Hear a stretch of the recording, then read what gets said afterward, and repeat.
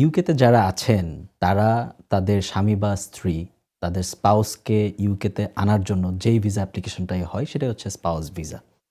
তো আমি যদি ছোট্ট একটা ওভারভিউ দেই আসলে কারা স্পাউস ভিসার জন্য অ্যাপ্লিকেশন করতে পারেন। তো অনেকে আমাকে প্রশ্ন করেন, অনেকে এখানে স্টুডেন্ট ভিসায় আছেন, অনেকেই আ অনেক ধরনের ভিসা এখানে আছেন, স্কিলড ওয়ার্কার ভিসাতে আছেন। তারা আমাকে জিজ্ঞেস করেন তারা কি আসলে তাদের স্পাউসকে ইউকেতে আনতে পারবে কিনা? বা আসলে কারা তাদের স্পাউসকে স্পন্সর করতে পারে ফর স্পাউস ভিসা?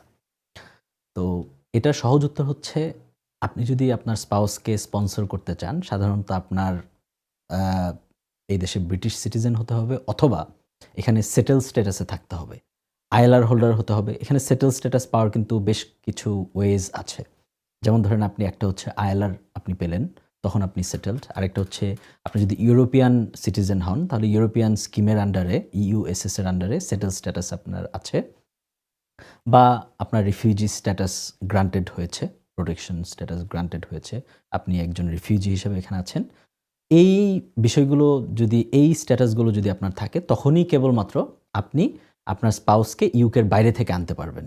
এটা হচ্ছে একটা জেনারেল ওভারভিউ আসলে কারা তাদের স্পাউসকে স্পন্সর করতে পারে। এখন যারা দেখছেন দর্শকরা, তারা আমি বলব যে অনেকে আমাকে প্রশ্ন করে থাকেন যে স্টুডেন্ট বা এখানে স্কিলড ওয়ার্কার ভিসায় যারা আছে, তারা কি আসলে তাদের স্পাউসকে আনতে পারবে কিনা? তো আপনারা অনেকেই জানেন বা হয়তোবা অনেকেই জানবেন না যে গত বছর আ আ যখন নতুন ইমিগ্রেশন আপডেট আসে তখন তারা কিন্তু একটা চেঞ্জ এনেছে স্টুডেন্টদের ক্ষেত্রে বিশেষ করে। যে আগে আমরা জানতাম যে ইউনিভার্সিটির যেকোনো স্টুডেন্ট আন্ডারগ্রেডে স্টুডেন্টরাও কিন্তু তাদের ডিপেন্ডেন্ট আনতে পারত। তাদের হাসব্যান্ড বা ওয়াইফকে তারা আনতে পারত। তো এখন বর্তমান যে আইন রয়েছে ইউকের আইনে, সেখানে হচ্ছে স্টুডেন্টরা, সাধারণ স্টুডেন্টরা তারা কিন্তু তাদের ডিপেন্ডেন্ট পার্টনার বা হাসব্যান্ড বা ওয়াইফকে আনতে পারবে না। আনলেস তারা যে স্টাডিটা করছে, তারা যে কোর্সটা করছে এটা হচ্ছে মাস্টার্স, রিসার্চ বেসড মাস্টার্স অথবা পিএইচডি। পিএইচডি আর রিসার্চ বেসড মাস্টার্স থাকলে শুধুমাত্র সেই স্টুডেন্টরা তাদের আ হাসব্যান্ড বা ওয়াইফকে ডিপেন্ডেন্ট হিসেবে আনতে পারবেন।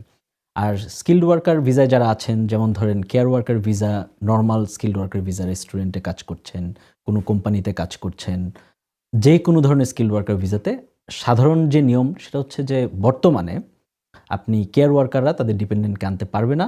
কিন্তু অন্য স্কিলড ওয়ার্কার ভিসাতে যারা আছেন, যেমন ধরেন রেস্টুরেন্টের শেফ, যেমন ধরেন কোনো একটা কোম্পানির মার্কেটিং এক্সিকিউটিভ, তারা কিন্তু আপনার তাদের হাসব্যান্ড বা ওয়াইফকে বাংলাদেশ থেকে আনতে পারবেন subject to meeting other requirements.